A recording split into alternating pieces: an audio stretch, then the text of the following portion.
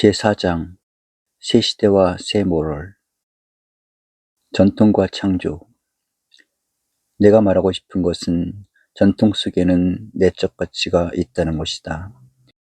역사적 전통은 역사적 생활의 지식보다도 중요하다. 역사체력의 형성에 있어서 외적 사실보다도 훨씬 중요한 것은 저신비적 생명의 내적 조류이며, 외적 사실도 그 흐름을 끊을 수가 없다. 전통은 인간의 내부에 있어서의 어떤 자유로운 연속적인 정신적 연관이다. 이것은 공산소련에서 탈출해 나온 철학자 베르디아예프의 말이다. 확실히 우리는 어떠한 전통 속에 살고 있다. 모든 인간이 자신의 과거를 지니고 있는 것 같이 우리들은 사회적이며 민족적인 어떤 전통 속에 살고 있다. 그리고 이러한 전통은 하나의 운명적인 것이기도 하다. 이미 결정되어진 필연적으로 우리들이 과거를 형성시켜준 힘과 생명의 깊은 조건들이다. 그러나 모든 인간들은 뒤로 과거를 등에 지고 있는 것 같이 앞으로는 제각기의 장래를 가지고 있다. 과거는 100가지가 주어진 결정된 무엇이지만 장래는 아직 0으로 남아있는 모든 것이 가능성의 조건으로 놓여져 있다. 우리들이 과거를 돌이켜볼 때는 서산에 걸린 태양과 같아서 모든 것이 운명적이며 이미 어떻게 할 수 없는 결정적인 위치에 머물고 있는 듯 싶은 자신을 발견하는 경우가 있다. 그러나 돌이켜 장래를 바라보라. 거기에는 방금 동편 산 위에 떠오르는 아침 태양과 같은 위치에 서 있는 자신을 발견하게 될 것이다.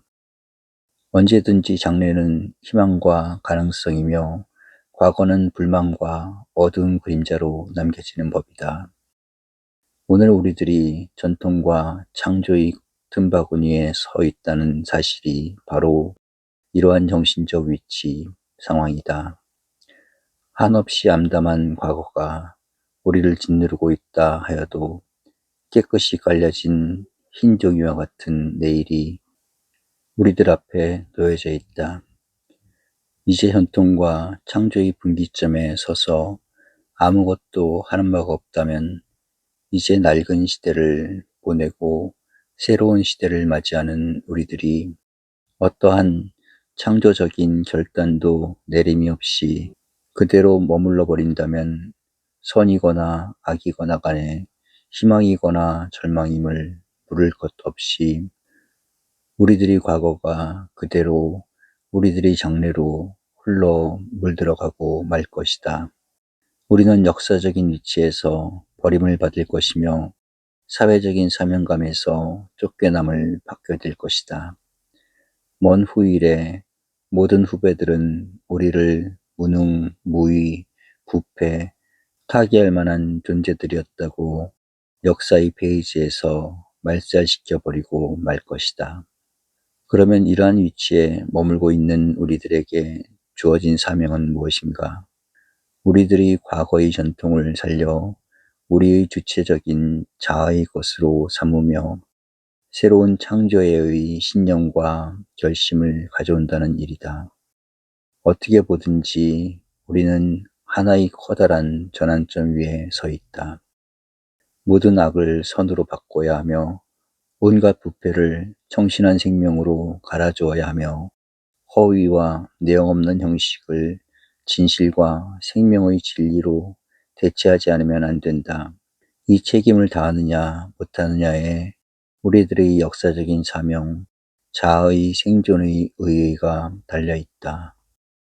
선조들이 전통을 죽이고 살리는 것도 우리들의 책임이며 내일의 영광과 희망을 건설하고 못하는 것도 창조적인 과업에 대면하고 있는 우리들의 태도에 달려있다. 그러므로 우리는 먼저 전통적인 생명의 흐름에서 자아를 발견하고 새로운 창조의 아침을 맞이하지 않으면 안 된다. 바른 대지 위에, 그러나 뜻은 구름 위에 라는 말이 있다. 우리들이 삶의 근거를 전통적인 현실이라는 대지 위에 튼튼히 세우고 창조의 이념을 영원한 대공에까지 뻗치지 않으면 안 된다. 전통을 무시해도 안 되며 창조의 노력을 가벼이 보아서도 못 쓴다. 새로운 시대는 우리들이 창조의 처음 인격으로부터 시작된다. 건설과 희망의 아침에 우리는 자세를 갖추고 서야만 한다.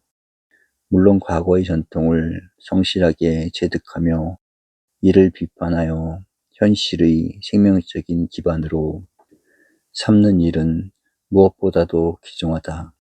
그러나 모든 과거는 일단 지양되어야 하며 새로운 창조를 위하여서는 온갖 전통이 질적으로 한 번은 부정되지 않으면 안 된다. 일체의 과거가 나에게서 끝나는 동시에 모든 새로운 것이 나로부터 시작되지 않으면 안 된다. 부정을 통한 긍정, 이것은 언제나 역사의 위대한 발전 법칙이다. 악과 허위, 교만과 허세, 고집과 독선, 불의와 폭력 등의 모든 어두움의 세력을 부정하고 선과 진실과 봉사의 뜻을 받아들여야 한다. 창조는 진실의 신념과 영혼의 용기로부터 시작된다. 새로운 모럴의 창조는 젊은이들의 참여의 신념, 영원한 것에의 용기가 없이는 이루어지지를 않는다. 정의와 사랑. 그리스의 철학자 플라톤은 존경하는 스승 소크라테스의 위대성을 그의 변명이라는 책에서 유감없이 나타내 주었다. 자기에게 사형이 언도되는 법정에서도 소크라테스는 진실하고 과감하게 스스로의 의로움을 주장하며 인생의 참회의 뜻을 남김없이 실토한다. 그러므로 그의 변명은 오늘까지도 만대를 두고 빛나는 것으로 전해지고 있다. 그러나 유대국의 젊은 목수 예수는 2차례 이상의 재판을 받았으나 한마디도 자기를 변명하지 않았다. 이상하게 생각한 재판장들은 모두가 왜 변명을 않느냐고 재촉했으나 그는 끝끝내 침묵을 지켰을 뿐이다. 어째서 그런가? 거기에는 중대한 의의가 있다. 그리스의 중심되는 사회 질서는 정의에 있었으나 그리스도의 복음은 사랑을 위주하고 있는 때문이다. 정의는 끝까지 주장하고 변명하며 자아를 내세워야 한다. 그러나 사랑은 언제나 침묵 속에서 스스로의 희생을 통하여 보여주는 길밖에는 없다.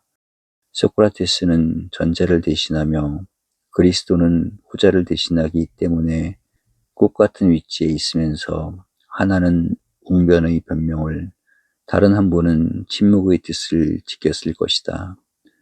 혹은 종교인들은 소크라테스의 인간성과 그리스도의 신성을 구별할는지 모른다. 그러나 어쨌든 이 둘은 정의와 사랑의 질서를 충분히 보여주고 있음에는 틀림이 없다. 19세기의 독일 철학자 쇼펜하우어는 이 정의와 사랑을 비교하여 구리와 순공의 차이라고 말하기도 했다.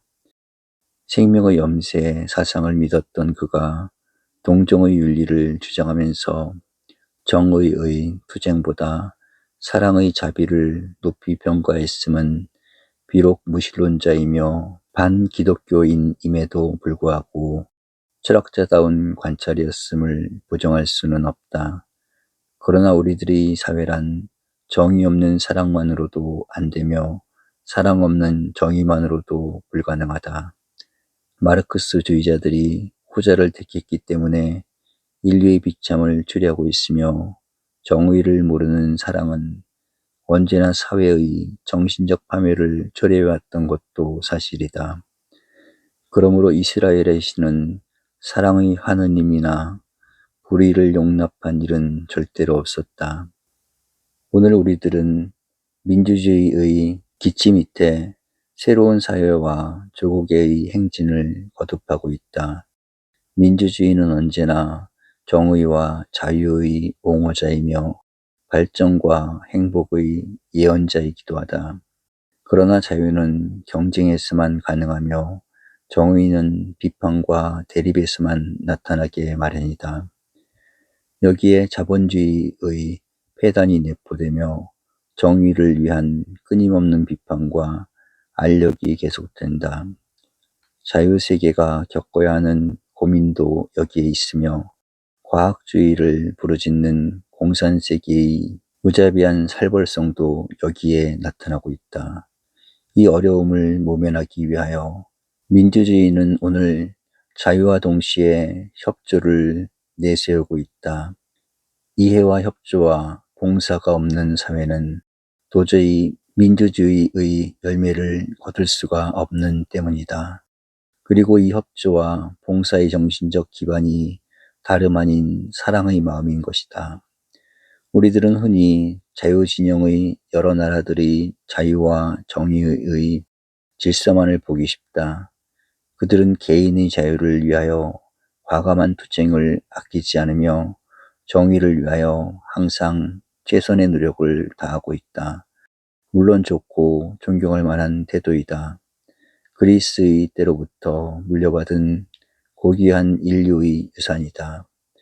그러나 우리는 그들에게서 보다 귀한 협조와 봉사의 정신을 발견하지 못하면 안 된다.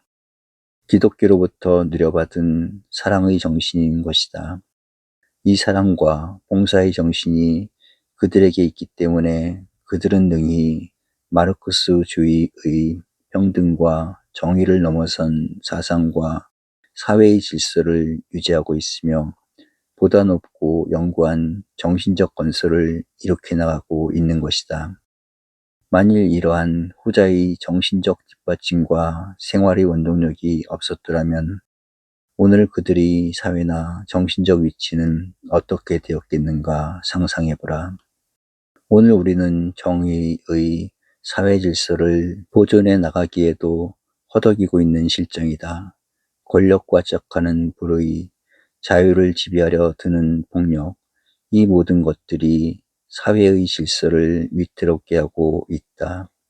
그러므로 우리는 눈앞에 정의의 여신이 찾아와 주기를 한없이 고대해보는 심정이다. 정의를 위한 투쟁은 무엇보다도 시급한 윤리적 과제가 아닐 수 없다. 그러나 새 시대의 모럴, 영원한 민족 도의의 건설은 정의만으로 끝나지를 않는다. 거기에는 다시 협조, 봉사, 사랑의 질서가 있어야 한다. 정의를 위한 대립과 비판과 한 가지로 보다 높은 것을 위한 이해와 협조와 봉사는 더욱 귀해져 가고 있다. 새 시대의 모럴은 새로운 가치의 창조, 영원한 건설을 위한 사랑의 정신으로부터 시작되지 않으면 안 된다. 재즈와 고전음악. 무사히는 어디를 가든지 음악을 많이 듣게 된다. 즐거운 일이다. 이것도 하나의 문화 향상의 혜택일지 모른다. 그러므로 상당히 많은 청년, 학도들이 음악을 감상하며 예술과 조화의 정서에 뜻을 두는 듯 싶다. 그런데 확실히 음악에는 두 종류의 성격이 구별되는 것 같다. 나는 음악에 자신이 없는 사람이기 때문에 전문적인 분류는 못한다. 그저 하나는 재즈에 가까운 것, 다른 하나는 고전적인 데 속하는 것으로 보았을 뿐이다. 또 별로 본질적이며 이론적인 내용에 접해보고 싶지도 않다. 그러나 우리나라의 젊은이들이 어느 편을 더 좋아하며 어느 방향으로 더 많이 뜻을 두고 있는가 하면은 남에게 못지않는 관심을 가지고 있다. 또한 가지지 않을 수 없는 것이 사실이다.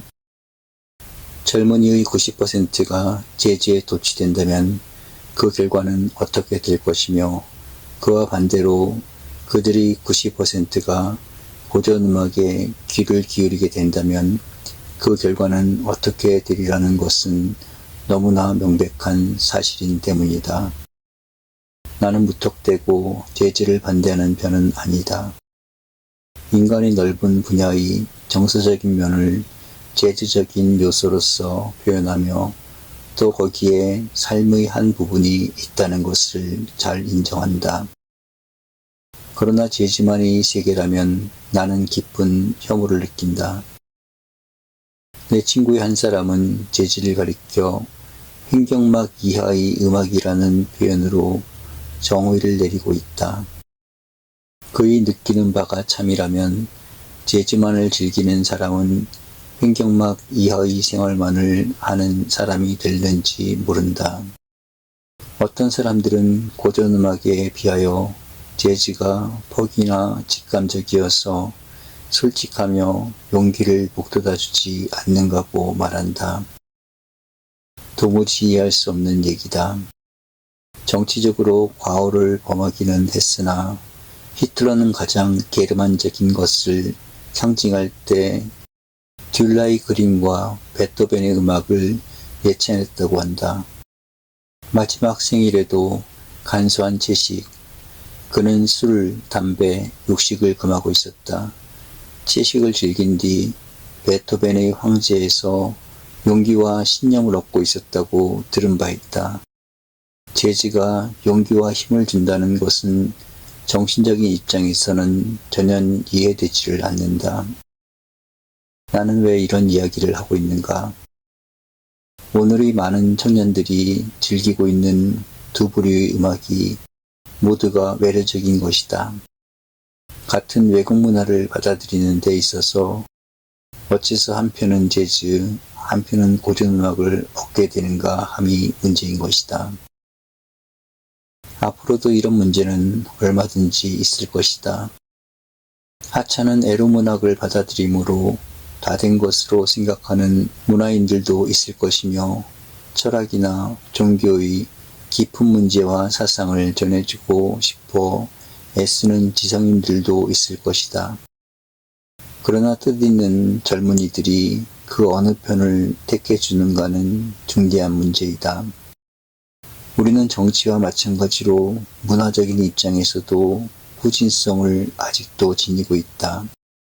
또 그렇지 않다 하더라도 한민족은 항상 외래 문화와 사상에 접해가면서 살아가기 마련이다. 그때마다 무엇을 버리고 무엇을 택해야 하는가 함은 중대한 문제가 아닐 수 없다. 그 하나의 현상이 지금 말한 재즈와 고전음악에서도 나타나고 있다. 우리는 재즈만을 즐기는 학도나 청년들의 인생관, 세계관 및 그들의 생활이 어떠하리라는 것을 어렵지 않게 짐작할 수가 있다. 또 무엇을 기대할 수 있는가 함도 스스로 판단이 된다. 그러나 그와 반대로 고전음악을 이해하며 듣는 학도들의 심정과 인생관도 어렵지 않게 짐작된다. 내가 젊은이들의 정서적 경향에 따라 민족의 장래가 좌우된다고 말한다면 지나친 속단일까? 우리는 백두산에 떨어지는 두 빗방울이 처음에는 극히 작은 차이를 가질 뿐이나 그것이 마침내는 동해와 황해로 갈리는 결과가 되는 것을 알고 있다. 그러면 똑같은 처지에 머물고 있었던 청년들이 어째서 둘 중의 하나만을 택하게 되는가? 깊이와 연구성이 있는 것보다도 피상적인 데만 머물게 되는가? 역시 우리는 주체성의 결핍을 지적할 수밖에는 없다고 본다. 민족의 역사, 문화의 주체성이 없는 백성은 100년을 가도 남의 것만을 받아들이게 마련이며 받아들이되 가치의 비판과 내일의 건설을 모르게 되지 않는가 싶다. 인간은 언제나 자아를 지니고 살아야 하며 스스로의 연구한 건설과 가치를 위하여 선을 택하고 악을 버리는 확고한 신념을 가져야 한다. 주체성이 없는 동안은 언제나 외래적인 것의 지배를 벗어날 수 없는가 하면 자칫하면 자기의 좋은 것을 버리고 남의 나쁜 것을 취하는 결과로까지 떨어지게 된다. 우리들이 새로운 모럴의 창조를 주장하는 것은 이러한 모럴의 주체성을 건설하자는 것이다. 아침에는 동쪽으로 주파를 던지고 저녁에는 서쪽으로 다름질치는 중심 없는 생활을 버리고 우리들의 전통과 현실에서 우리들 자신의 내일과 이념을 건설하기 위하여 우리는 자신의 문제와 신념을 가지자는 것이다. 그런 뒤에야 스스로 선을 택하고 악을 버리는 대외적인 정신적 생활이 가능하여질 것이 아닐까. 누구를 위한 삶인가? 선생님, 인간이란 자기를 위하여 사는 것입니까? 그렇지 않으면 남들을 위하여 살아야 옳습니까? 그건 왜 갑자기 묻게 됐소? 지난 여름방학에 고향을 갔습니다. 그런데 불행하게도 제 친구의 부친이 세상을 떠났습니다. 친구는 무척 슬퍼했습니다. 처음에는 제 친구가 돌아가신 부친을 위해 슬퍼하는 줄 알았습니다. 그러나 얼마 뒤에 자세히 보니까 아버지가 없는 자기 자신의 서러운 위치와 장래가 슬퍼서 울고 있다는 사실을 발견했습니다. 그 뒤부터 가만 생각해 보았는데 인간이란 결국 자기를 위하여 살다가 죽게 마련인데 공연히 봉사의 정신이니 박의 사상이니 이타주의니 말하는 것이라고 생각되었습니다. 그래서 제 생각이 옳은가 그른가를 묻고 싶었던 것입니다. 어떤 학생과 이런 대화를 교환했다. 그때 나는 그 학생에게 다음과 같은 요지의 설명을 해주었다. 인간이란 자기를 위하여 사는 것만도 아니며 그렇다고 다른 사람을 위하여 살게 되어 있는 것도 아니다. 아무리 개인주의적인 생활을 한다 해도 어디선가는 다른 사람을 도와가며 살게 되어 있으며 아무리 열성적으로 다른 사람에게 봉사한다 하더라도 자기를 부정하거나 무로 돌릴 수는 없는 법이다. 100%의 이기주의자가 있을 수 없으며 그와 정반대되는 봉사주의자도 있을 수는 없는 것이 우리들의 현실이다. K. 힐티 선생은 악질적인 이기주의 가정에 선한 자식이 나는 것을 본 바가 없다고 말하고 있다. 확실히 이기주의는 사회적인 파멸을 초래하고야 말 것이다. 그렇다고 사회의 모든 사람들이 타를 위하여 자신들을 완전히 희생시키며 보정할 수는 없다. 누구든지 희생을 위한 희생을 강요해서는 안 된다. 또 그것은 있을 수가 없는 일이다. 그렇다면 우리는 누구를 위하여 사는 것일까? 자신을 위함인가? 타인을 위함인가? 실제에 있어서 인간의 삶이란 자기를 위하는 것도 아니며 타인만을 위하는 것도 아니다.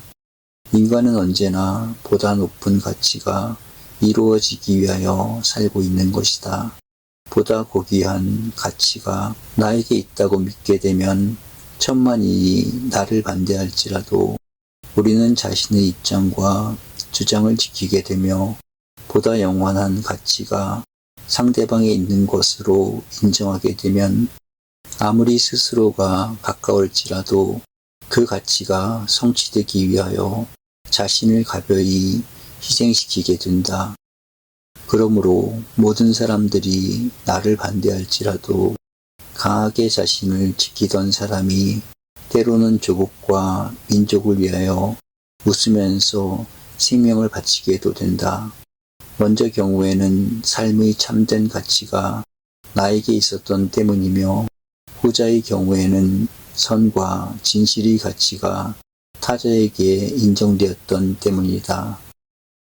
그러기에 양심이란 끝없는 가치의 사랑이며 이성은 피곤을 모르는 가치의 창조자인가 하면 참다운 자유는 가치의 신념과 용기가 없이는 무의미한 것이다. 이렇게 본다면 우리들의 삶이란 꾸준한 가치의 충족을 통하여 발전하는 것이며 인간들의 역사 그 자체가 무궁한 가치의 순례라고 보아야 하겠다. 나는 나 자신 속에 가치를 발견하며 삶의 의의를 높이는 이성을 간직하고 있으면서 나의 삶의 현실로 하여금 그 가치의 긍정과 동화를 요구해 가고 있다. 보다 귀한 가치의 순화, 있어야 하며 이루어져야 할 가치의 동일화를 위하여 생의 온갖 노력과 희생을 짊어지는 데에 삶의 모습이 나타나는 것이다. 그렇기 때문에 우리들의 생은 항상 오늘의 가치를 부정함으로써 내일의 새로운 가치를 발견하며 지금의 가치를 지향시켜 영구한 가치를 탐구하는 과정을 끝없이 계속하는 도중에 문화는 향상되고 역사는 발전하며 삶의 의의는 증대되어 간다. 만일 이 수고와 노력이 없었더라면 우리들의 정신계 도덕적 사회의 현상은 어떻게 되었을 것인가? 그러므로 새로운 시대의 모럴을 창조하기 위하여서는 먼저 새로운 가치의 표준과 내용을 확립하지 않으면 안 된다. F. 니체가 모든 낡은 가치의 표준판을 깨뜨려 부수고 새로운 가치의 표준판을 창조해야 한다는 주장이 이것이다. 그러나 우리들의 과거는 전부가 악과 무가치로 차 있는 것은 아니다. 전통이 없는 곳에 창조가 있다고 믿어서는 못 쓴다. 오직 우리에게 주어진 새로운 모럴을 위한 정신적 과제는 개성과 향상을 위한 영원한 가치의 탐구, 실천인 것이다. 나를 위하는가, 너를 위하는가의 좁다란 평면적인 사고를 버리고 항상 보다 높은 있어야 할 가치와 이루어져야 할 사회를 지향하지 않으면 안 된다. 정당의 대립은 조국을 위하는데 해소되며 동서 두 세계의 차이가 인류의 평화와 행복을 위하여 해결되어야 함도 마찬가지의 길이다. 두 개의 절대주의. 19세기에서 20세기의 전환은 여러 가지 의의를 내포하고 있다. 그 가장 중심되는 것의 하나가 절대적인 세계관에서 상대적인 세계관의 발전일지 모른다. 오늘은 어디에서도 19세기적인 절대주의는 찾아볼 길이 없는 것 같이 느껴진다. 그러한 면에서는 19세기 후반기의 업적을 높이 평가해도 지나침이 없을 것이다. 그러나 이상한 것은 모든 면에서 상대적인 사상과 생활관이 압도적으로 지배하고 있는데도 불구하고 여전히 두 갈래의 절대주의가 남아있다. 그리고 이 둘은 다른 무엇보다도 현대의 지배적인 사상과 정신적 힘이 되고 있다. 그 하나는 마르크스주의이며 다른 하나는 기독교다. 마르크스주의는 19세기 중엽에 탄생된 때로부터 유물사관의 절대성, 정치적인 전체성을 주장하고 있었으며 그대로 실현해왔다. 그러므로 그들의 절대주의는 사상에 있어서만이 아니라 정치의 전체, 독재주의에 있어서도 마찬가지다. 20세기의 유일한 절대주의일지도 모른다. 그러나 다른 하나의 절대주의인 기독교는 이미 천수백 년, 거의 2000년간이나 절대주의를 신봉해오고 있다. 오늘과 같이 상대주의의 세계관, 비관적인 사조가 지배적인데도 불구하고 기독교는 언제나 그 절대성을 포기하려 하지 않으며 바로 그것을 종교적인 신념으로 삼고 있다. 이제 상대와 비판의 세기에 살고 있는 우리들은 모두가 이 절대주의에 대하여 깊은 불신과 숨길 수 없는 반항감을 지니고 있다. 그것은 아인슈타인의 상대성 원리가 뉴턴의 물리학의 법칙을 거부하는 것 같으며 실증주의 철학자들이 헤겔의 관념 철학의 절대성을 부정하는 것 같이 모든 절대주의는 현재의 혐오의 대상이 되고 있다. 우리들이 신봉하고 있는 민주주의가 얼마나 강렬하게 히틀러의 독재주의, 이탈리아의 전체주의, 일본의 종교화한 군국주의를 배격해 왔던가에 미루어 보아 어렵지 않게 짐작된다. 그리고 똑같은 사회적인 현상이 자유와 민주를 배격하는 통제와 공산세계의 절대성에 대하여 느껴지고 있다. 마르크스주의의 절대성, 그들의 사상적 절대관이 오늘의 인류를 불행으로 이끌어가고 있는 때문이다. 인간은 언제나 불완전한 존재이며 항상 자신을 비판, 개선해 나가는데 발전과 향상이 있다는 점을 잊어서는 안 된다. 그리고 역사의 흐름이란 뜻하지 못했던 난관, 예측을 불허하는 사태를 가져오기 마련이며 그때마다 우리는 냉정한 반성과 현실의 길을 찾지 않으면 안 된다. 히틀러의 나치 사상이 그 뜻을 무시, 반대하는 절대주의를 택했기 때문에 민족의 패망과 인류의 비참을 초래했던 것이다. 오늘의 절대주의도 마찬가지의 과오를 범할 수밖에 없으므로 우리는 이러한 사고방식과 생활태도, 정치체계를 끝까지 반대한다. 그리고 그것은 정당한 우리들의 세계적인 과제이기도 하다. 정치를 유지하는 사회생활이란 언제나 연역적이기보다는 귀납적인데 민주주의의 터전이 건설되는 때문이다. 그러면 또 하나의 절대주의인 기독교는 어떠한가? 기독교의 절대주의는 결코 현실과 정치사회적인 처지에서의 절대성을 택하지는 않는다. 어디 성서에 정치는 이렇게 해야만 하며 경제체계는 이것이 아니면 안 된다는 절대적인 교훈이 있는가? 성서에 나타난 기독교의 절대주의는 인간의 영원한 영혼의 해결, 죄의식과 구원의 문제를 위한 유일성, 절대성이 요청되고 있을 뿐이다. 말하자면 도덕과 윤리의 영원성, 이념성에 있어서의 절대주의이다. 그러므로 영혼의 구원, 속죄와 내세에 속하는 종교 및 신앙에 있어서의 유일심과 그 구속의 절대성을 제외하고는 본래의 기독교의 절대성은 없었다. 그리고 그것은 결코 사회, 정치, 경제적 생활에 비극이나 불행을 초래하는 내용은 아니다. 오히려 무한과 영원의 해결은 절대적인 것이 아닐 수 없으며 근본적인 문제의 해명은 이념성을 내포하지 않을 수가 없다. 그런데 참으로 많은 기독교인들이 이 점에 대하여 너무나 큰 과오를 범해왔다. 그들은 기독교의 절대성을 정치, 경제, 사회, 교회의 제도, 교권자의 권위로 떨구어 버렸다. 그것이 중세기의 과오였고 오늘 일부 기독교계의 비참한 현실을 만들었다. 기독교의 절대성은 인정받아야 하며 또 그것이 기독교의 생명이다. 그러나 진주를 돼지 앞에 던질 수 없듯이 기독교의 절대성을 현실과 세속의 모든 분야에서 강요하거나 그대로 인정받으려 해서는 안 된다. 그리스도는 내가 세상에 온 것이 너희들이 재물을 판단하는 데 있느냐고 책망하셨다.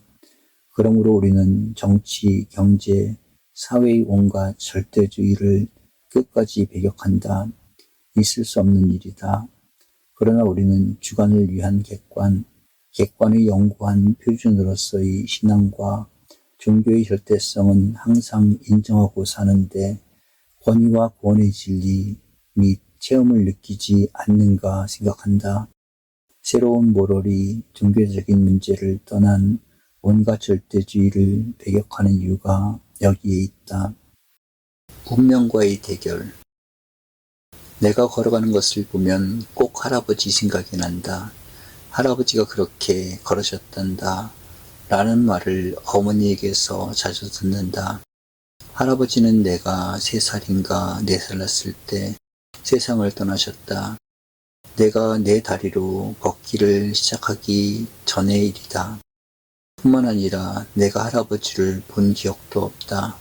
내가 2살 때 약 1~2달 동안 할아버지가 사시는 본가로 어머니가 다녀갔을 뿐이니까 겨우 일어서지도 못하는 나를 할아버지는 2달 동안 보았을 뿐이다. 그런데 내 걸음이 할아버지를 닮았다니 우스운 일이다. 그러니 나는 도저히 어머니의 말씀을 부정하지는 못한다.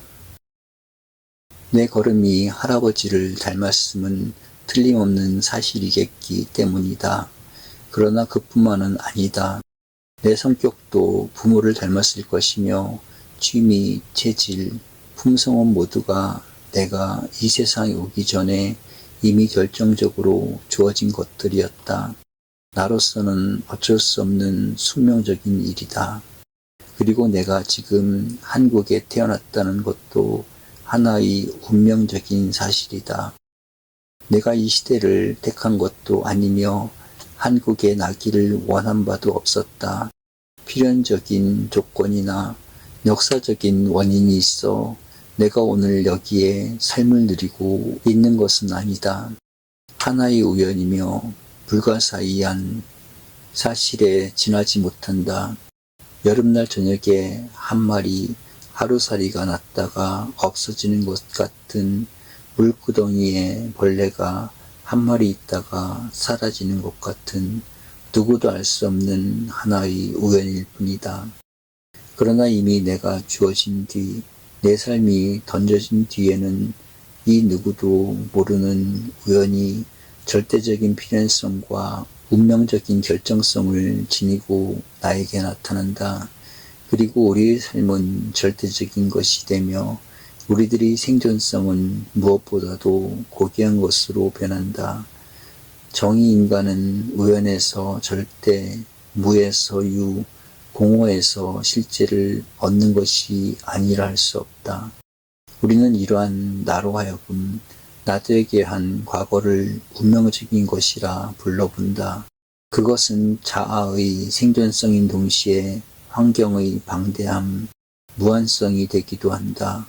전자를 가리켜 야스퍼스는 유래라는 말을 사용했으며 다수의 사람들은 후자를 운명적인 역사, 사회적 조건이라 이름지어 보고 있다. 그렇기 때문에 운명 같은 것이 있을 수 있을까? 주저하는 사람들에게는 이러한 생존의 유래성, 환경에 따르는 운명적 조건이 있음은 부정할 수가 없다. 우리는 모두가 주어진 존재 또는 던져진 생명이며 인간은 누구나 사회, 역사의 환경적 제약 밑에 살아가고 있는 때문이다. 그러나 이렇게 운명적인 조건이 우리들을 둘러싸고 있다 해도 우리들의 자유는 또 어디까지나 자유이다. 그것은 마치 경기를 시작할 때는 다 같은 선에서 출발하나 도달하는 시간과 결과는 전부가 다른 것과 마찬가지다. 비록 주어진 운명이 동일하고 환경적 조건이 같다고 해도 노력과 수고의 결과에 따라 지각기 다른 삶의 결과와 성과를 가져오는 것이 인생인 것이다. 자유와 노력의 필요는 여기에 있다. 어떤 사람은 스스로를 운명적인 과거와 주어진 환경에 맡겨버려 전연 창조와 혁신의 결과를 거둠이 없이 일생을 끝내버리는가 하면 또 다른 사람은 노력과 정성에 의하여 상상을 불허하는 위치로까지 스스로의 삶의 길을 열어나간다. 이렇게 본다면 운명이 절대적인 것 같이 자유도 또 절대적이다. 한 사람은 노력하여 공자가 되었고 다른 사람들은 게을렀기 때문에 사회의 부유분자로 끝나버렸다. 운명이라는 조건이 백이 있다 하자 어떤 이는 그 백을 자유로운 노력으로 개선하지 않기 때문에 백 모두를 악과 거짓으로 채워버린다. 그러나 다른 사람은 스스로의 혁신과 정성스러운 노력에 의하여 백을 선과 영광으로 바꾸는 동시에 노력에 따르는 새로운 백을 만들어가는 것이 아닌가.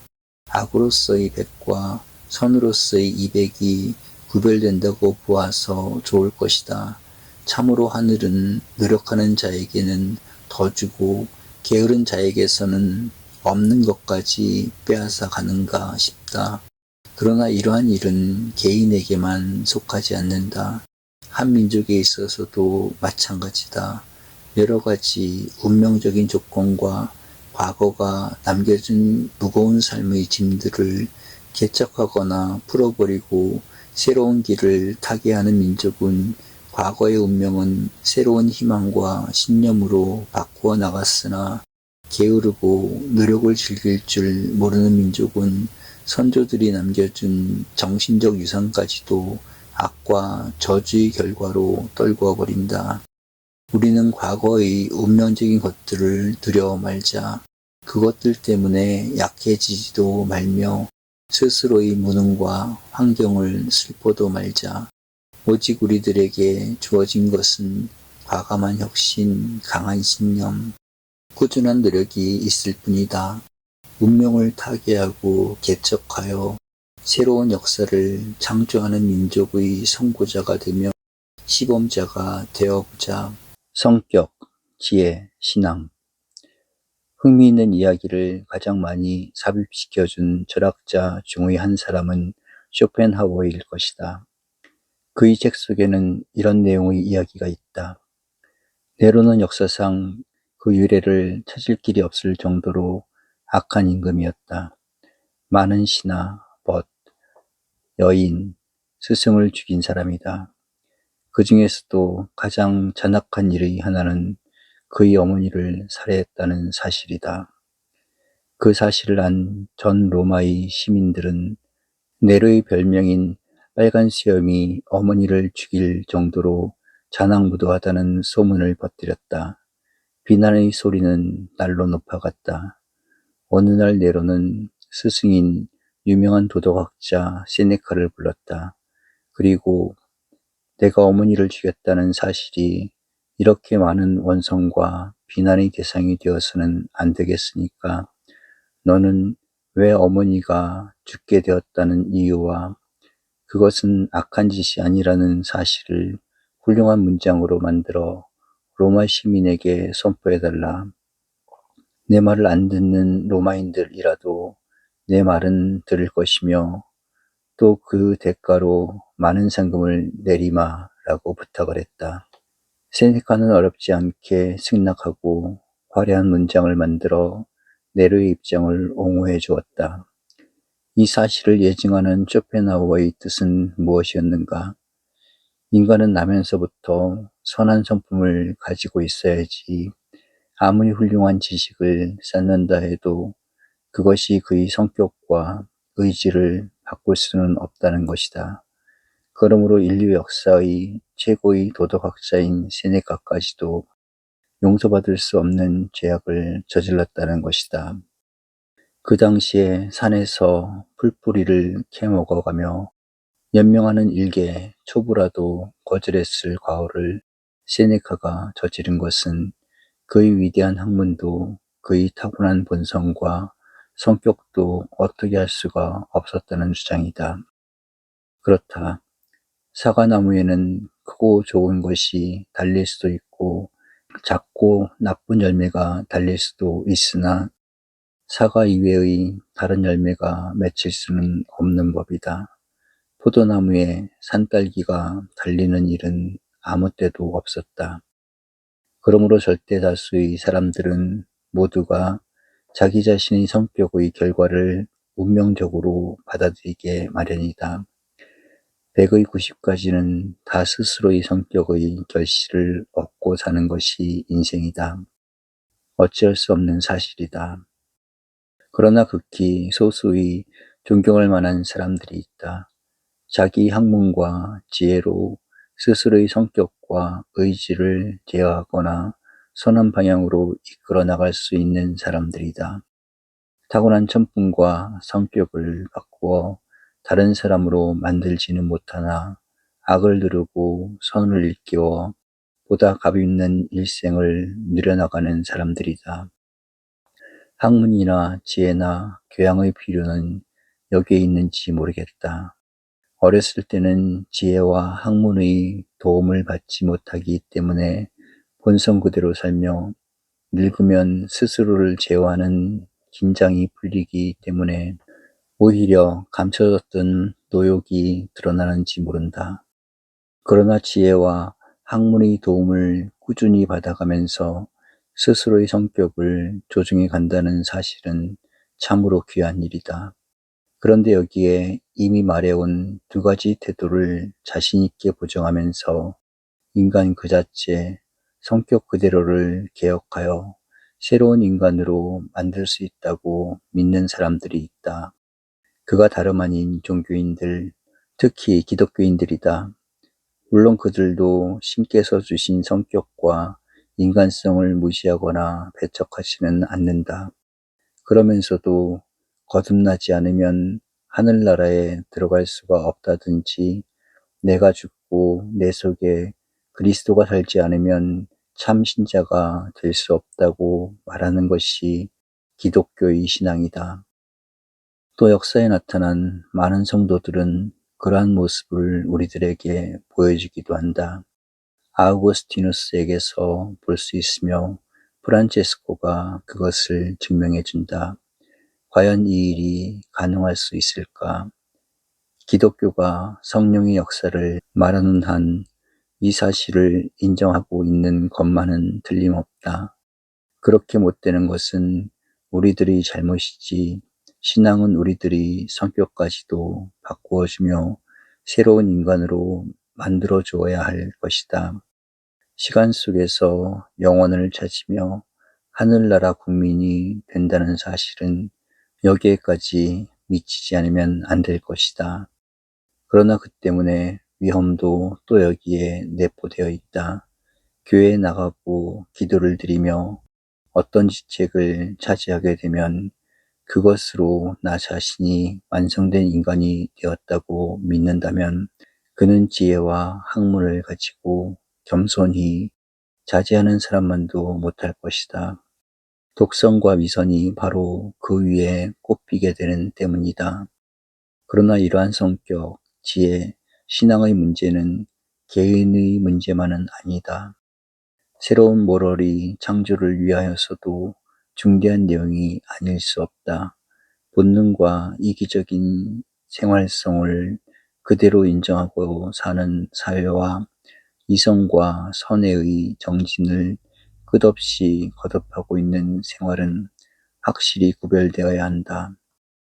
그리고 만일 신앙에 의한 민족성의 개혁과 인생관의 혁신, 그에 따르는 새로운 역사의 창조가 가능하다면 그 얼마나 귀한 일이 아니겠는가. 이 사명을 상실하고 있는 기독교와 많은 종교에 대하여 끝없는 슬픔을 금할 길이 없다. 창조적인 노력. 여행을 한다는 것은 즐거운 일이다. 지쳤던 정신적 분위기를 해소시켜준다는 점도 의의가 있으며 아직껏 다녀보지 못한 지방의 자연, 인정들을 느껴본다는 것도 유쾌한 일이다. 별로 서울을 자주 떠나지 못하는 환경이었기 때문에 지난 겨울 방학에는 군산에 약 일주일 다녀왔고 이번에는 목포까지 며칠 다녀왔다. 과거에는 여행을 한다는 것이 즐겁기도 했고 또 어딘가 기다려지는 바도 없지 않았다. 그런데 요사이는 어디를 다녀오든지 답답하고 쓸쓸한 생각밖에는 들지 않는다. 차라리 서울 구석에만 머물고 있든지 붉은 산이나 산책하는 편이 좋을지 모르겠다. 가는 곳마다 가난한 백성, 굶주린 형제들, 비참한 모습을 한 실업자들 뿐이다.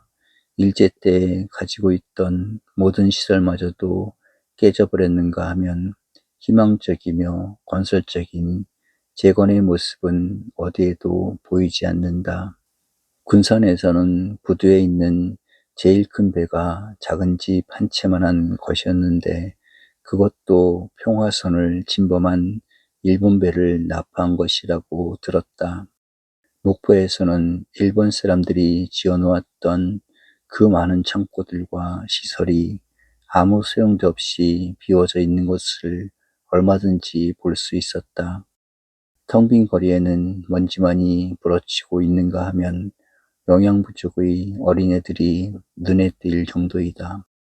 이런 것만을 보고 오는 나에게 무슨 기쁨이 있으며 여행의 유쾌한 인상이 남을 바 있겠는가.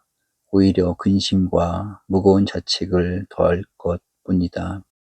전 같으면 우리 집도 잘 짓고 서재라도 아담하게 꾸미고 싶었는데 요사이는 그저 우리나라에서 내가 제일 가난한 사람이라면 좋겠다는 생각뿐이다. 그래도 직장을 가지고 밥이라도 먹어갈 수 있는 내가 제일 가난한 사람이 된다면 우리나라가 퍽이나 좋아지지 않을까 하는 생각에서이다. 나는 이러한 생각에 잠기면서 도대체 이렇게 가난하고 버림받은 것 같은 우리 민족들이 해야 할 바는 무엇이며 우리들에게 가장 결핍된 것은 무엇일까 생각해 보기 시작했다. 내가 얻은 하나의 결론은 창의적인 노력을 발휘하자는 해답이었다. 목포의 빈민구를 거닐어 보았다. 그렇게 가난하게 급식을 받아가면서 살 바에는 차라리 농촌으로 가 땅을 파고 산에 나무를 심으면 어떤가고 물으면 그래도 도회지 혜택을 어찌 버릴 수가 있느냐는 것이다.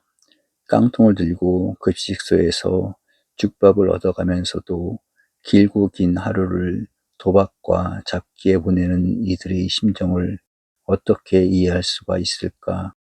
비가 오면 발목까지 빠지는 감탄길을 거의 매일같이 걷고 있으면서도 몇 집이 합심하여 돌을 날라다가 그 길을 잘 만들 생각은 하지를 않는다.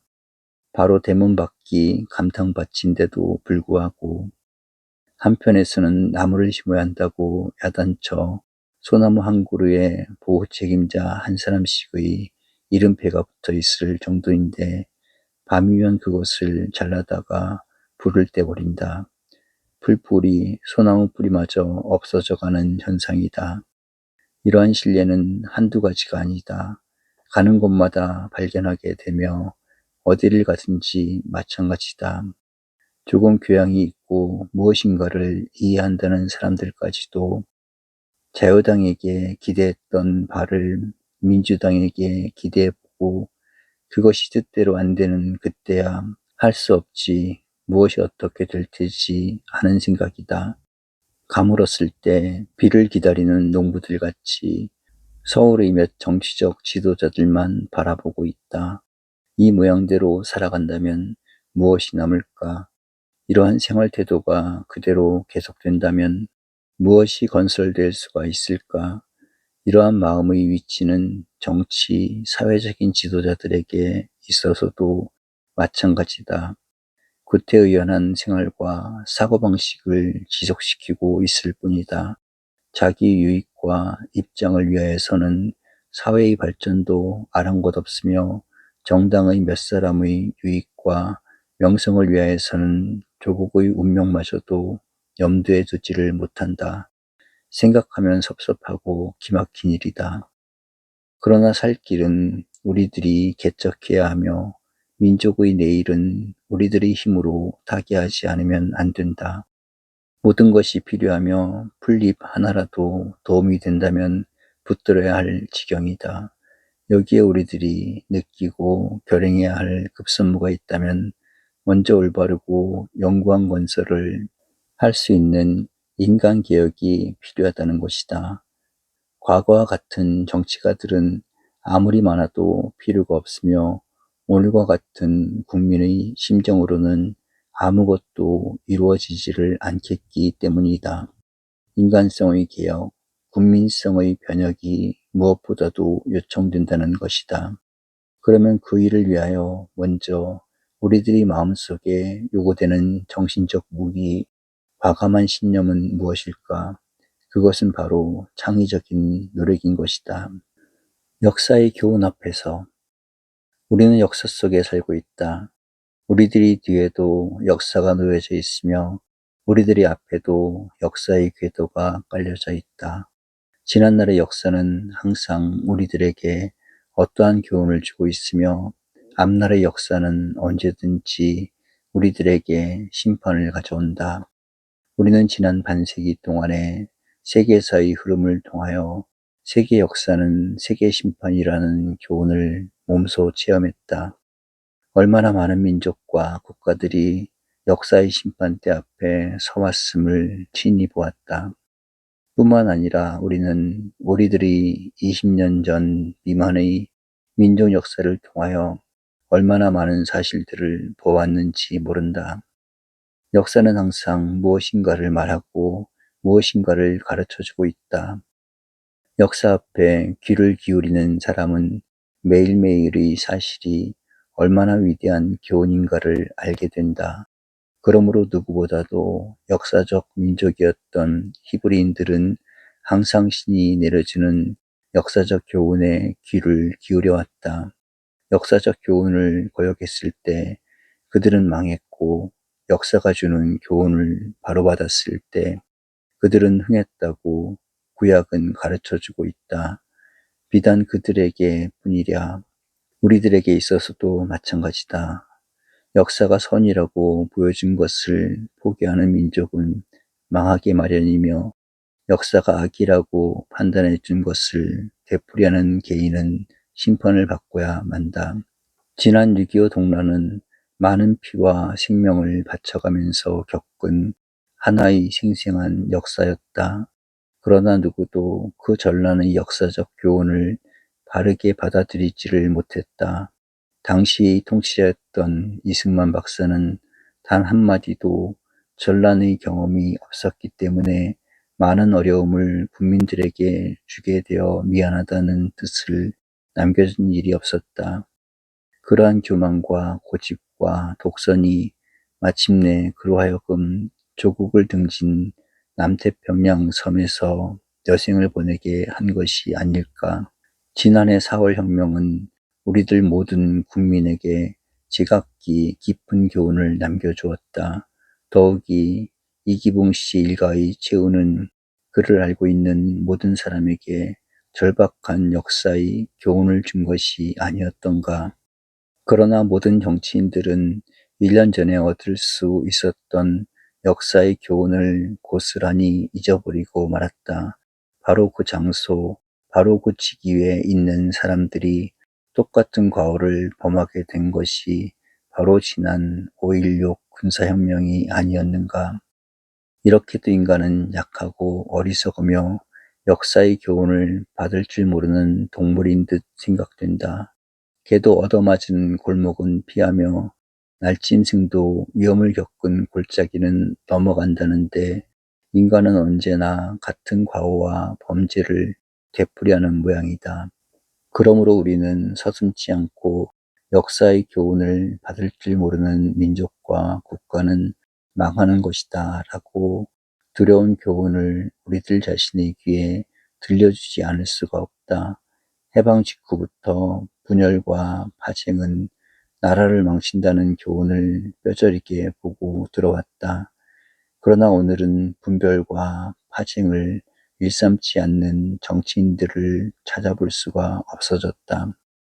6.25 때 우리는 허식을 과장으로 스스로를 속일 필요가 없었음을 몸소 체험했다.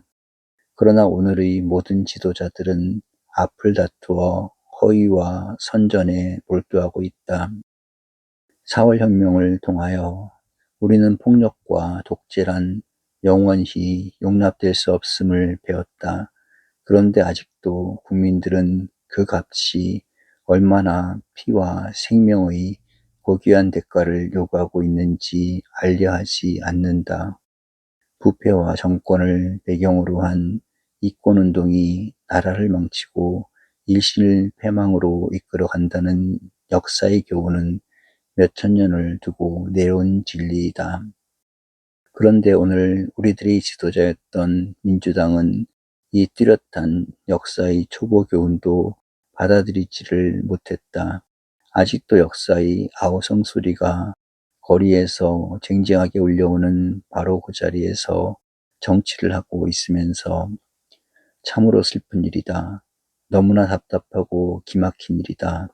그러니 그들의 대가를 어찌 면할 수가 있었을까? 역사에는 거짓도 가감도 없다. 도덕적인 심판은 자연 법칙보다도 더 엄격할는지 모른다. 옛날 예수 그리스도를 지배국인 로마에 넘겨주는 이스라엘 민족들은 그의 핏값은 우리와 우리의 후손이 받겠다고 선언했다. 그렇다. 그 뒤 이스라엘 민족은 오늘까지 2000년 동안 나라 없는 백성이 되었고 히틀러에게 학살당한 수만도 600만을 헤아리고 있다. 모든 국민은 역사의 교훈 앞에 엄숙히 머리를 숙이자 모든 지도자들은 피와 죽음으로 아로새겨진 역사의 기념비 앞에 정연히 무릎을 꿇자 다시는 역사의 교훈을 무시하는 저주받을 민족이 되어서는 안 된다. 악을 되풀이하는 지도자가 있어도 안 되며 역사의 교훈을 짓밟는 국민이 되어서도 안 된다. 녹음이 무르익은 5월은 또 하나의 민족 역사의 위대한 교훈을 남겨주었다. 이 엄숙한 교훈을 소홀히 하게 될 때 우리 민족 위에는 역사의 심판의 채찍이 내릴 것이다. 이상과 현실. 칸트는 여러 점으로 존경받을 만한 분이다. 특히 그의 엄격하고도 경건한 이상주의는 만인의 높임을 받고 있다. 그는 모든 인간과 인격은 항상 목적은 될 수 있으나 결코 수단이 되어서는 안 된다고 말했다. 참으로 훌륭한 생각이다. 인권 옹호 주관에 나붙는 백천의 폐허보다도 훌륭한 내용이다. 다시 그는 우리는 무슨 행동을 하든지 만인이 다 그렇게 하더라도 좋을 만한 행동을 해야 한다고 가르쳐 주었다. 그러므로 그는 우리들의 사회에는 거짓말이 있을 수는 없으며 우리 자신들도 결코 거짓말을 해서는 안 된다고 결론을 내렸다. 그런데 모든 면에서 칸트로부터 출발한 독일의 철학자 쇼펜하우어는 그렇게도 존경하는 칸트, 그는 언제나 위대한 칸트라고 부르고 있다. 칸트의 학설인데도 불구하고 이러한 칸트의 주장에 반대를 하고 있다. 거짓말을 하지 않는 것은 좋다. 그러나 거짓말이 없이 어떻게 살 수가 있는가? 의사가 생명이 위독한 환자에게 그렇습니다. 당신은 죽을 병에 걸려 있으며 3, 4일 후에는 죽을 것입니다. 라고 말할 수가 있는가? 우리들의 인격은 목적이 되어야지 수단이 될 수는 없다고 칸트는 말하나 그것 역시 우리들의 사회에서는 있을 수 없는 일이다. 한두 사람을 징계함으로써 만인에게 도움이 되겠기 때문에 벌을 가하며 위기한 사회에서는 사형을 통하여 전체 국민의 안정과 질서를 보존하는 것이 아닌가. 이렇게 생각해 보면 오히려 쇼펜하우어의 편이 더 온당하며 받아들일 만한 내용 같기도 하다. 물론 그렇다고 칸트의 생각과 사상이 잘못이라는 것은 아니다. 그러면 이 두 가지 차이는 어디서 온 것인가? 여러 가지 이유가 있다. 그러나 칸트는 이러한 이상적 사회는 이루어져야 한다는 이념을 중요시하고 있으며 쇼펜하우어는 현실에 입각하여 사회와 역사를 발전시켜 나가는 데는 이상적인 원리만으로는 안 된다는 내용이다. 이상주의와 현실주의의 차이 혹은 연역적인 사고 방식과 귀납적인 사고방식의 차이일지도 모른다. 이러한 사실은 얼마든지 있다. 톨스토이의 이상주의가 높이 평가는 받으면서도 풍부한 사회 경험을 쌓은 사람들의 동감을 덜 받는 이유도 거기에 있으며, 비 러셀이 오늘날 굉장한 평화운동을 일으키고 있으나 노련한 영국 정치가들이 그리 큰 관심을 기울이지 않는 이유도 마찬가지다. 차라리 간디나 슈바이처가 존경을 받는 점은 현실을 떠난 이상이 아니고 깊은 현실 속에서 그만한 이상을 실천할 수 있었다는 점에서일 것이다. 현실을 모르는 이상주의는 불필요하며, 이상이 없는 현실주의는 누구도 요구하지를 않는 것이 우리들의 생활이기 때문이다. 그러면 이상과 현실, 뜻과 노력은 언제나 균형과 조화를 가져와야 한다는 결론에 도달하게 된다. 마치 공중의 새가 두 날개를 가지고 날아가듯이 우리의 이상과 현실은 동시공존의 원리여야 한다. 어느 날개가 커도 안 되며 어느 한쪽이 약해도 안 된다. 물론 그래야 한다. 우리는 항상 자기 자신이 지나친 이상주의자가 아닌지 또는 과도한 현실주의자가 아닌지 비판과 시정을 게을리해서는 못 쓴다. 그러나 그보다 더욱 중대한 사실이 있다.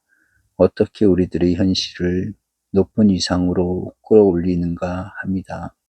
무슨 힘이 우리들의 현실을 높은 이상에까지 도달하게 만드는가 합니다.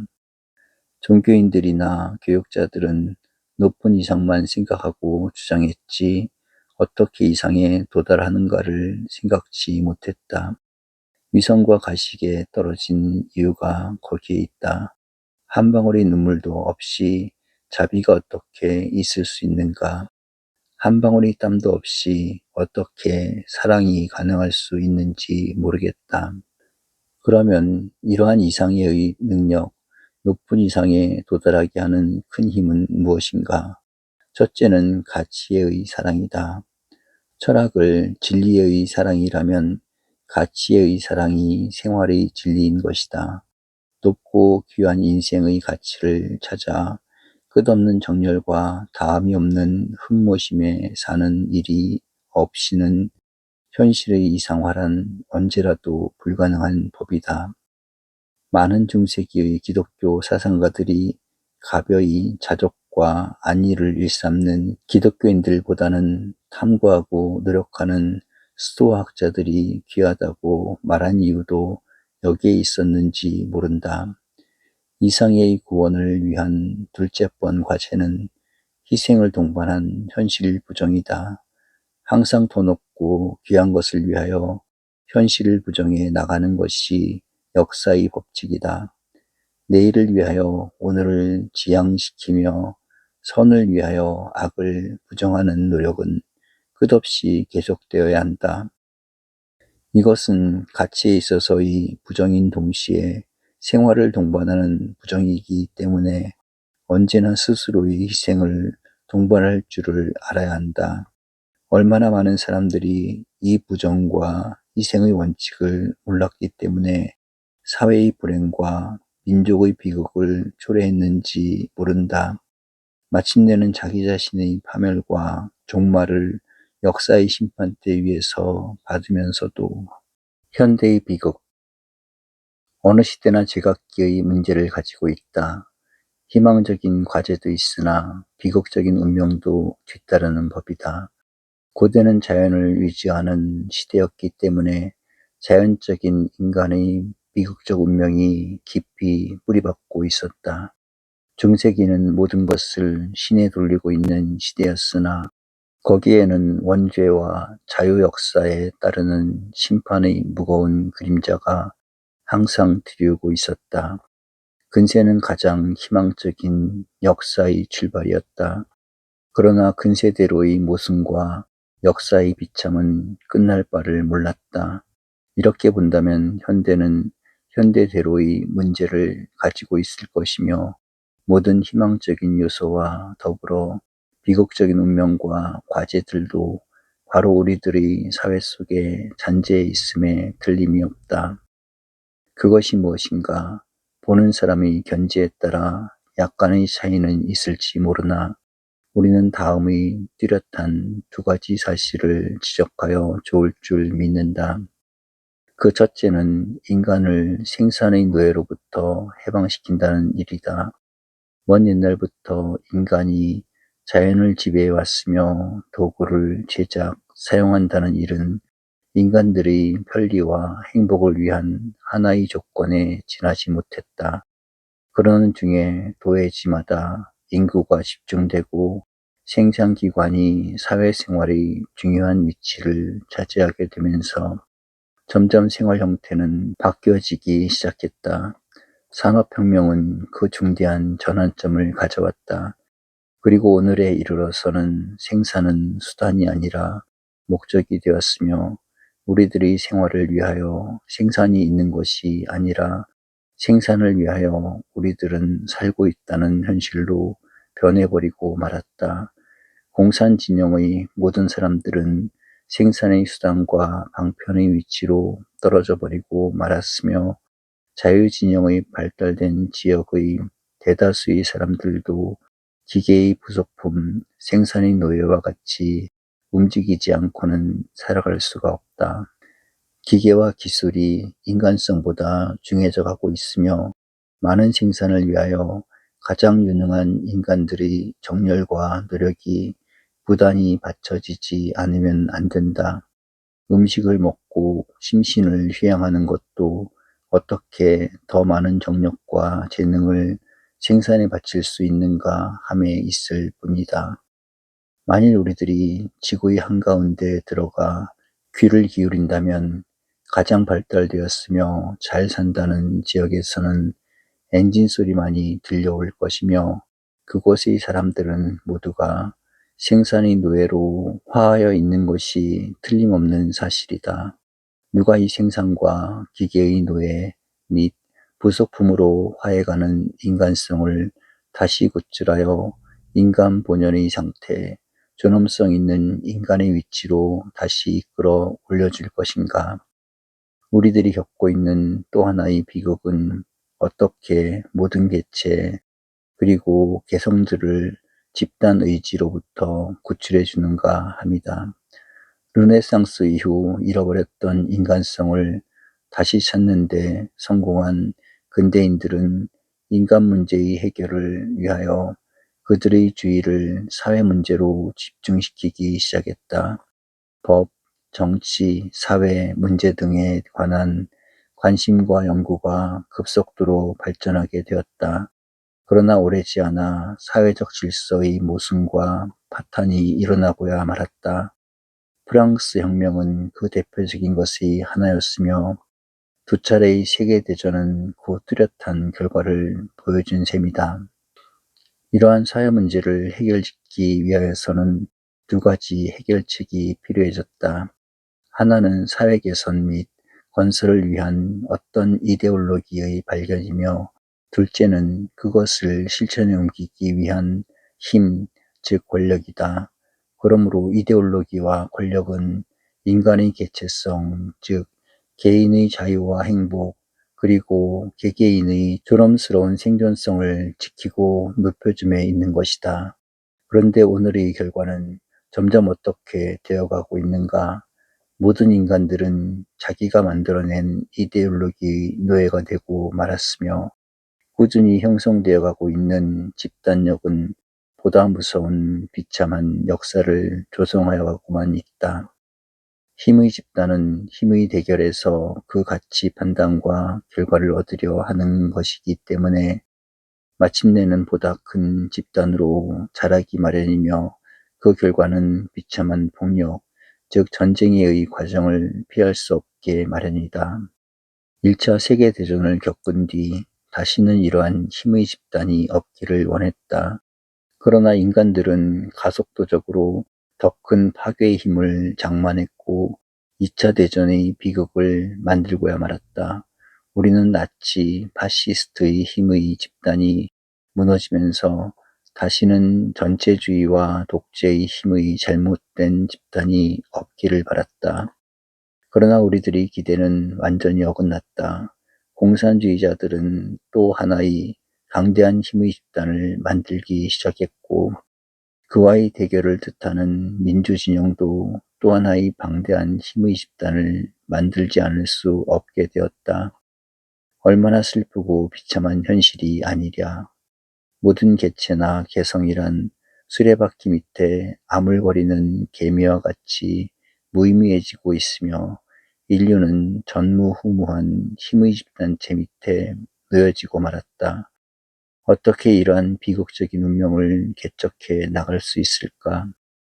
인간성은 생산과 기계의 노예가 되어버렸고, 모든 개성과 자아들은 집단의지, 힘의 부분으로 귀착되어 버리고 말았다.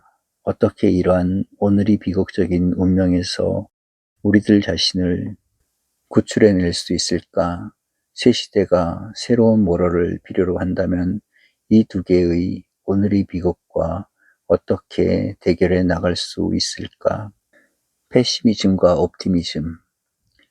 아무리 주관이 강한 철학자들이라 하나 이렇게 심한 차이가 있을 수 있을까? 독일의 천재적인 철학자 라이프니츠는 우리들의 세계는 가장 행복스럽고 조화된 세상이어서 있을 수 있는 세계 중에서는 제일 좋은 세계라고 말하고 있다. 이보다 더 좋은 세상은 있을 수가 없다는 것이다. 때로는 악이 있는 듯이 보여도 그것은 모자라는 선, 아직 충분히 조화되지 못한 선이지 결코 절대적인 악 같은 것은 있을 수 없다는 것이다. 과연 이렇게 좋은 세상에 우리들이 살고 있는지 알 수 없는 일이다.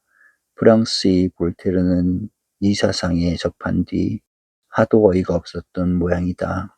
깡디드라는 작품을 써서 이 세상은 가장 좋은 세계라고 믿고 있는 주인공이 어떻게 뼈에 젖어드는 고생을 하고 있는가를 보여 신랄한 풍자를 퍼부었다.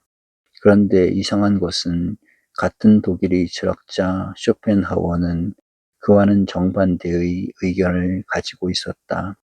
그는 우리들의 세계는 존재할 수 있는 세계 중의 가장 악한 저주받은 세계라는 것이다. 이보다 더 나쁜 세계는 있을 수가 없다고 주장한다. 맹목적인 암흑의 의지, 그것이 우리들이 세계를 지배하며 이끌어 나가는 끝없는 쟁투, 다음이 없는 살생, 해결이 없는 비참을 영구히 되풀이 해나가는 것이 이 세계의 운명이라는 것이다. 있는 것은 악뿐이며 부족한 악을 선이라 불러보는데 지나지 않는다. 그의 뜻을 범마론이라 불러주는 이유도 어렵지 않게 짐작이 된다.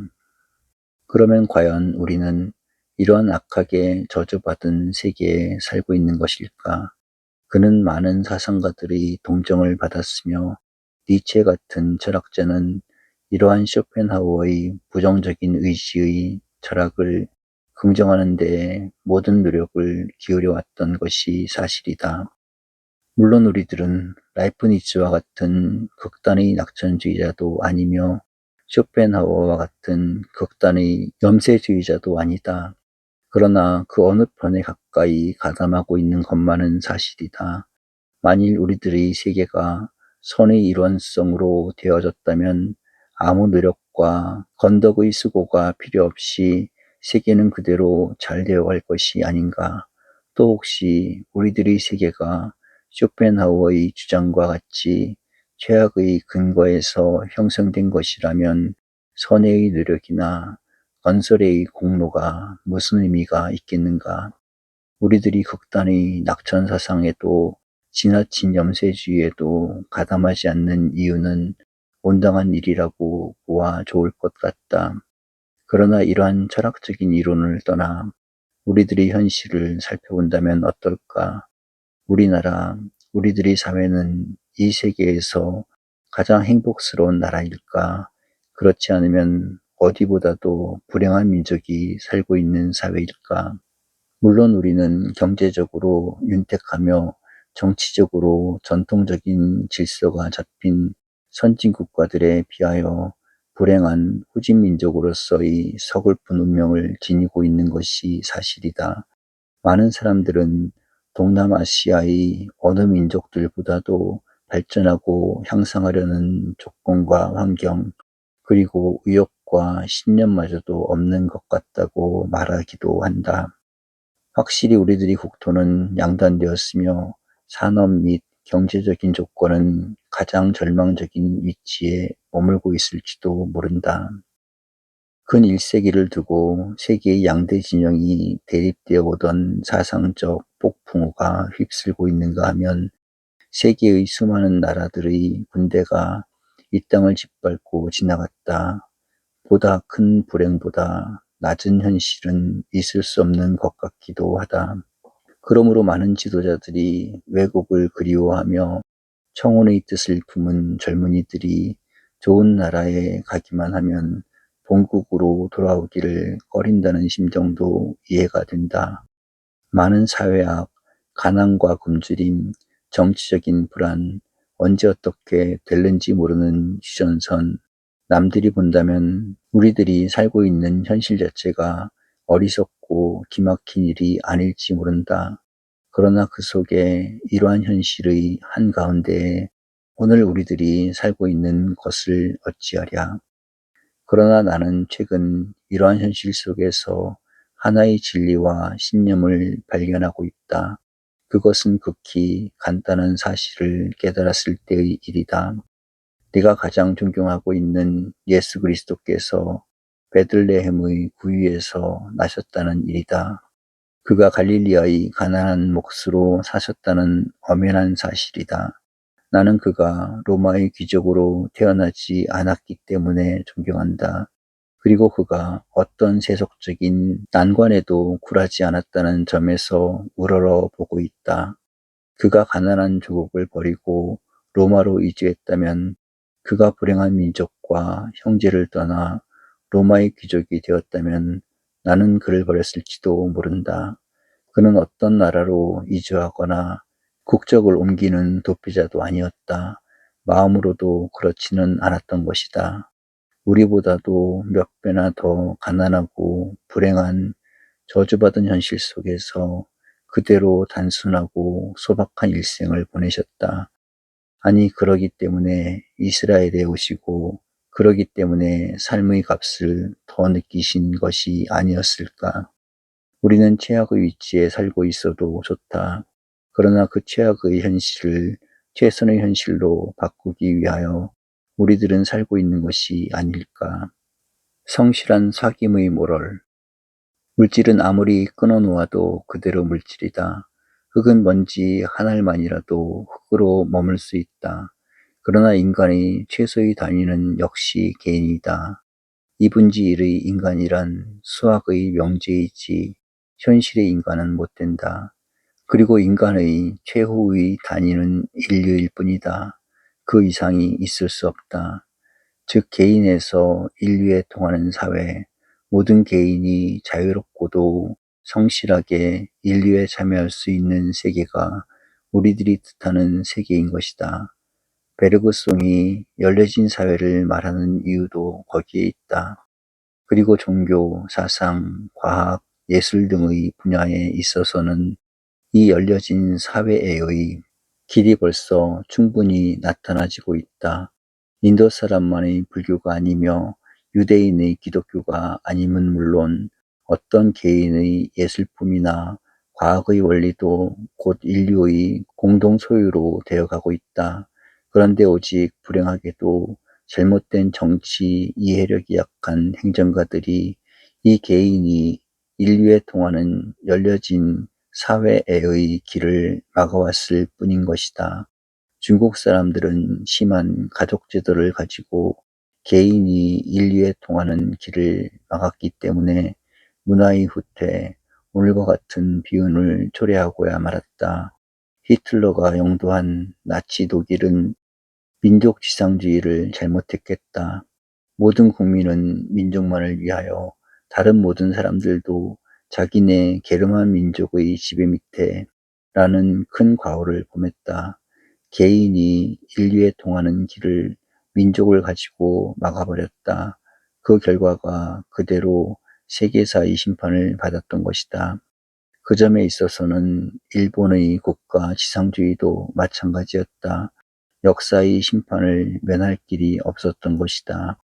그러나 세계는 점점 발전하고 있으며 하나의 세계, 인류를 단위로 하는 역사의 흐름은 꾸준히 지속하여 가고 있다. 유엔도 그 하나의 책임을 감당하고 있으며 세계적인 지성의 방향은 이미 그 뜻을 결정적으로 받아들이고 있는 셈이다. 치안 문제도 세계 정책이 수립되어야 할 것이며 미개발 지역과 인구 과잉의 문제를 전쟁과 생명의 존엄성을 짓밟지 않고 해결짓기 위하여서는 세계 경제 정책도 실현되지 않으면 안 된다. 참으로 20세기 후반기에 주어진 과제는 하나둘이 아니다. 그러나 이러한 세계주의, 열려진 사회의 건설을 위하여서는 반드시 두 가지 엄연한 사실과 이념이 뒤따르지 않으면 안 된다. 그 첫째는 이해와 협조의 민족의식이다. 흔히 사람들은 세계주의, 인류를 단위로 한 사회성을 생각하게 되면 곧 민족이나 국가관을 경시하거나 무시하려는 태도로 나오기 쉽다. 그러나 그것은 큰 과오이다. 언제나 모든 개인은 가정을 통하여 지역사회에 봉사하며 민족과 국가를 거쳐 세계와 인류에 협조하게 마련이다. 하물며 우리들과 같은 후진민족으로 자처해 있으면서 민족의식, 국가관을 버리고 인류, 세계만을 뒤따른다면 그 결과는 어떻게 되겠는가? 민족의 자멸과 다른 민족들에게 폐해를 끼치는 불행한 위치로 떨어지고 말 뿐이다. 역사에는 문화를 남기지 못했기 때문에 자취를 감춘 민족이 얼마든지 있다. 오히려 우리들이야말로 민족과 국가적인 위치를 속히 찾아 세계와 인류에 봉사할 수 있는 길을 개척하며 건설적인 협조를 아끼지 않아야 한다. 이러한 책임과 사명감에서 뒤떨어진다면 우리는 사회와 역사에 있어서 불구자가 될 것이며 게으름과 무의의 민족으로 스스로의 불행과 자멸을 초래할 뿐만 아니라 나아가서는 다른 민족과 국가의 방해물이 될는지도 모른다. 우리들이 건전한 민족의식, 이해가 있는 국가의식을 재긍정하며 요청하는 이유가 여기에 있다. 스스로의 책임을 다하지 못하는 민족은 세계사에서 버림받게 마련인 때문이다. 그 둘째는 성실한 사귐의 윤리를 가지자는 것이다. 극단의 이기주의는 언제나 사회에서 용납을 받을 길이 없다. 고립적인 개인주의도 이미 있을 수 없는 사회관념이다. 현대야말로 사귐의 윤리, 성실하고도 일관성 있는 사귐이 모럴을 확립해야 하는 시대이다.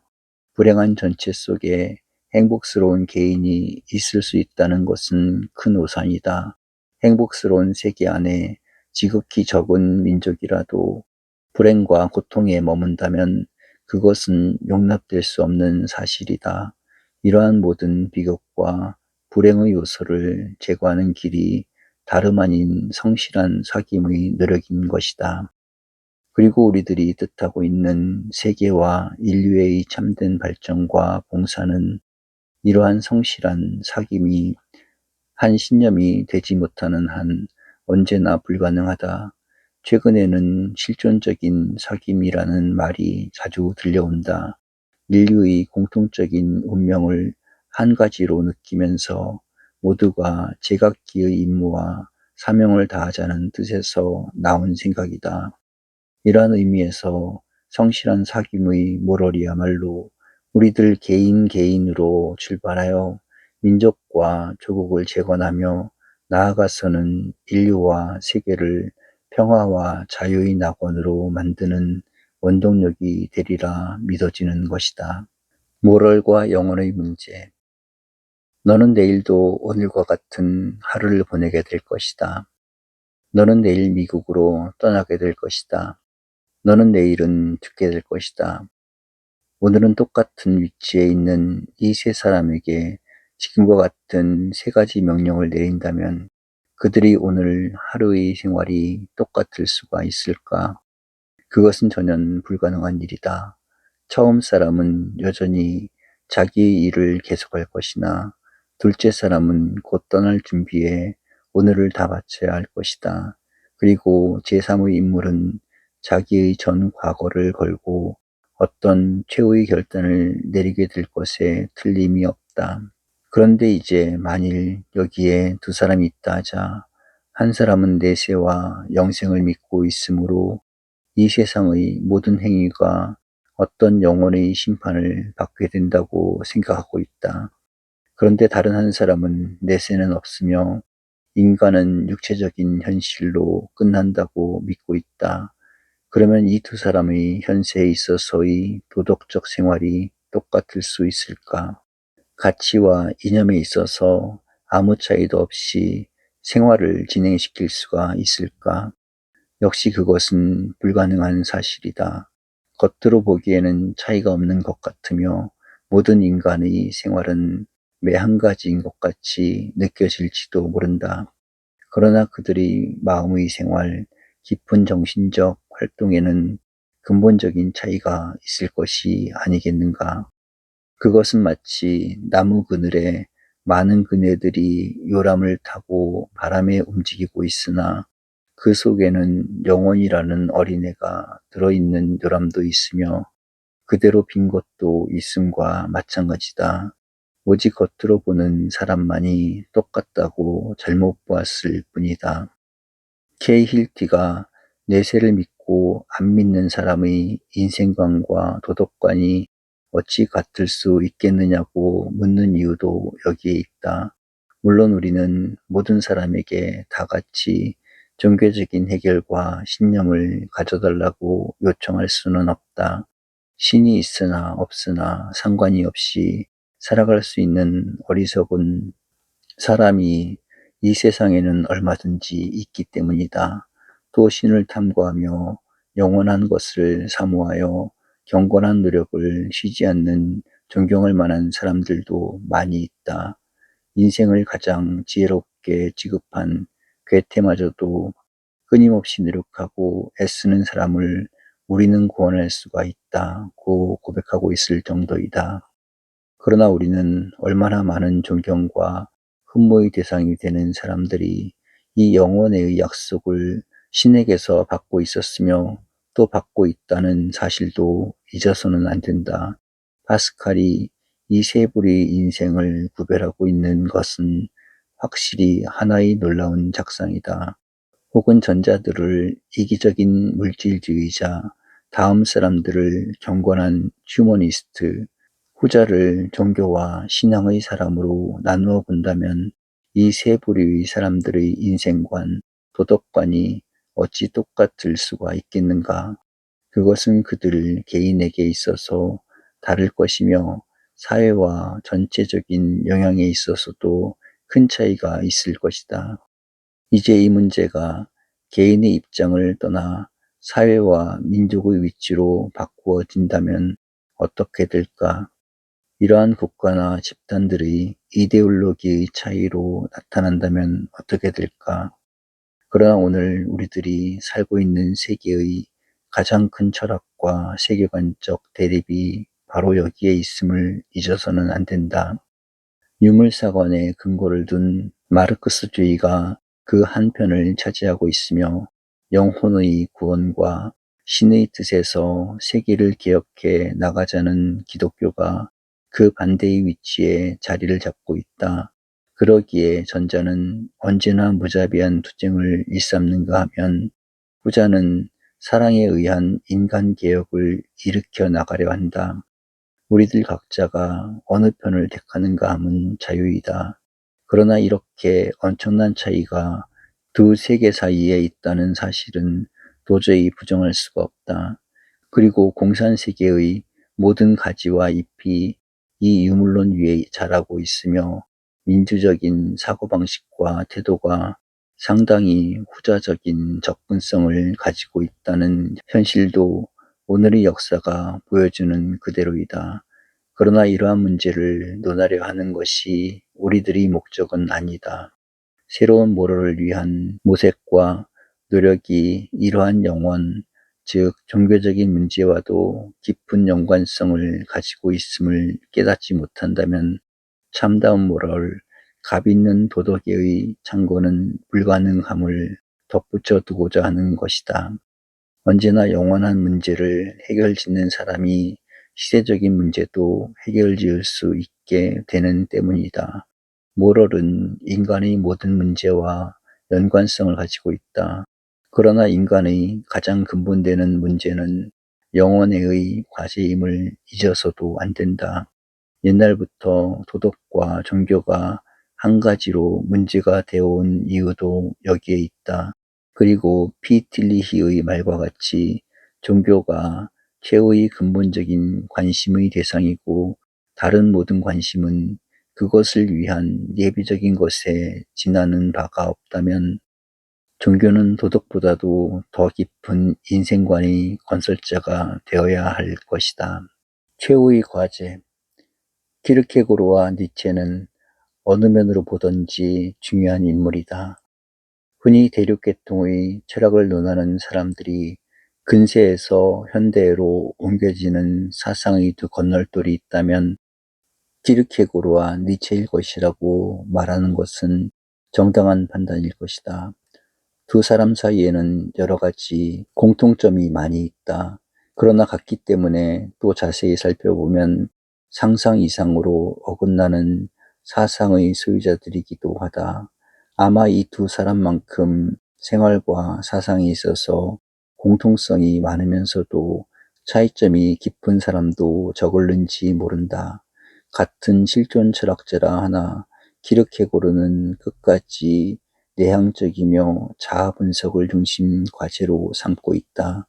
그러나 니체는 어디까지나 외향적이며 세계의 정신적 긍정을 그 최후의 목적으로 삼고 있었다. 다같이 정열적이며 천재적인 사상가들이다.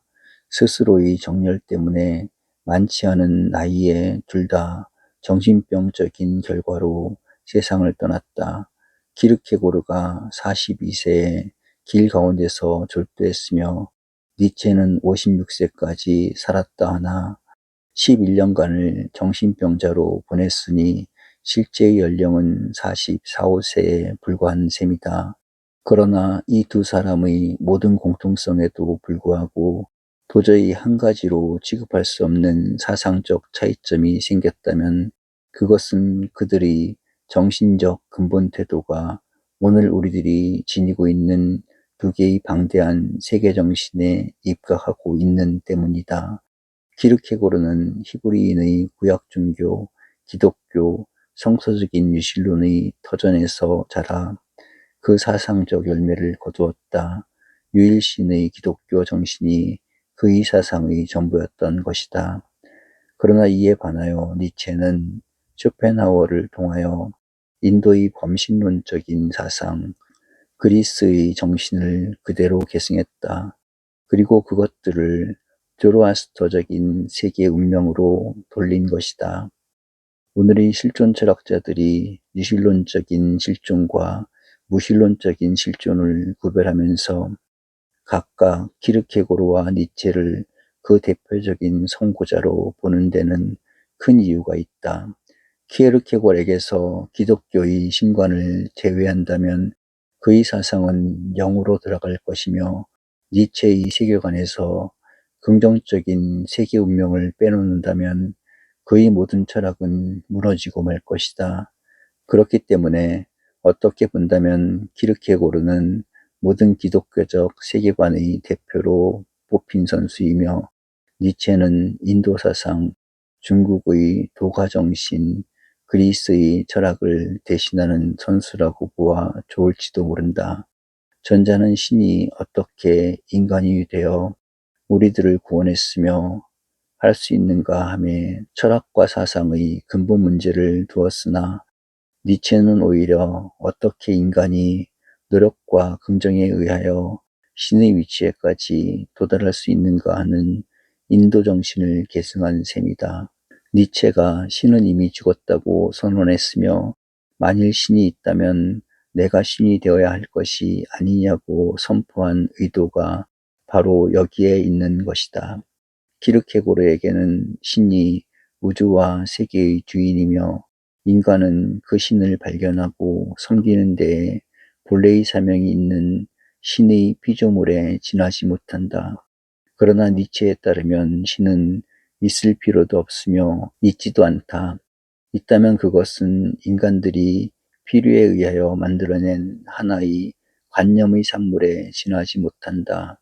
세계의 주인공은 언제나 인간일 뿐이며 세계는 그 자체의 운명을 끝없이 되풀이하는 데 지나지 못한다.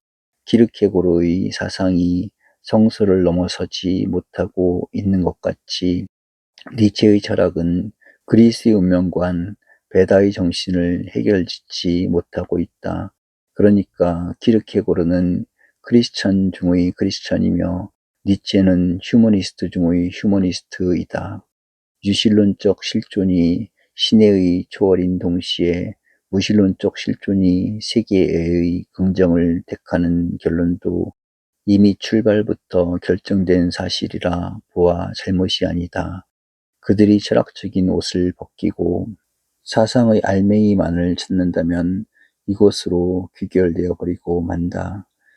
그리고 여기에 논하지 않은 또 하나의 현대 철학자가 있다면 K. 마르크스일 것이다. 물질 및 자연 법칙의 모든 인생과 세계의 원리 그리고 운명을 복종시켜 나가자는 세계관이다. 비록 여러 가지 계통의 정신사적 성격이 있을 수는 있으나 유물사과는 그 대표적인 것이라 보아 잘못이 아니다. 그렇다면 가장 근본적인 우리들의 인생 그리고 세계관은 결국 셋으로 귀착되고 마는 것이 아닌가. 자연주의, 인본주의, 신본주의인 것이다. 자연에 인간과 신을 소속시키든가 인간의 신과 자연을 굴복시키든가 그렇지 않으면 신에게 인간과 자연을 복종시키든가 또 실제에 있어서 오늘의 역사가 그 셋으로 나누어져 있는 것도 사실이다. 이것은 선택의 문제이며 각자의 인생관에 속하는 내용이다. 그러나 우리는 언제나 먼저 인간이다. 인간의 인간다움을 찾으며 인간으로서의 문제를 해결지어 나감이 우리의 참다운 모럴이라면 자연은 끝까지 인간에게 지배되어야 하며 인간을 위한 자연의 위치를 넘어서는 안 된다. 그러나 인간은 그 자신의 문제의 해결을 위하여 영원의 기대를 찾기 위하여 구원의 손길을 그 어떤 절대자에게 뻗치고 있는 것이 아닐까. 여기에 신의 탐구와 영원자의 그리움을 가지게 된 것이 아닐까. 과학과 모럴과 종교가 언제나 우리들에게 요청되어 온 이유는 여기에 있는 것이다. 참다운 모럴은 영원한 모럴이어야 하며 그 일을 위하여 우리는 모럴의 모럴다운 위치를 규정짓게 되는 것이다.